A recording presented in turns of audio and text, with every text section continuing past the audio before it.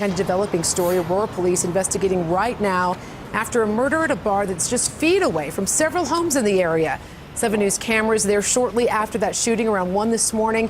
It happened in the parking lot outside that bar, and 7 News reporter Russell Haythorn discovering it just opened, taking the place of a general store that used to be housed in that same building. Russell, neighbors there feared this was going to happen.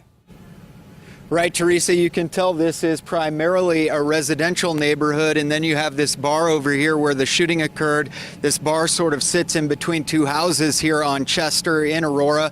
Aurora police still on the scene here, taking down the crime scene tape just moments ago. Police were on the scene early this morning. We're still getting callers saying people are fighting. 5 shots heard. Male was shot a couple times. They say there were nearly 100 people being unruly and on the verge of rioting after 2 men were shot here, one of whom was killed.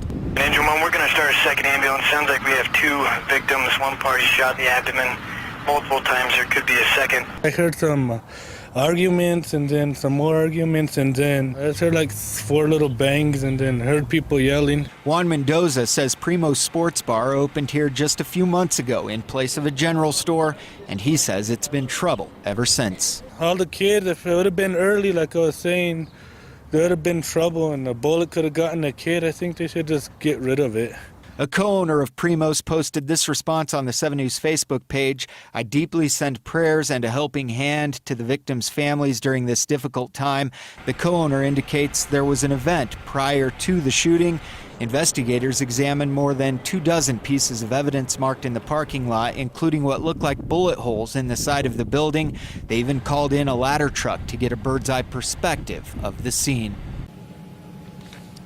Police say the large crowd here last night actually hindered their rescue efforts because fire personnel were unable to get through in order to provide assistance to those victims. The surviving victim is said to be in critical condition, both men in their early 20s. The suspects are still at large. If you have any information, call Aurora Police. Live in Aurora, Russell Haythorn, 7 News.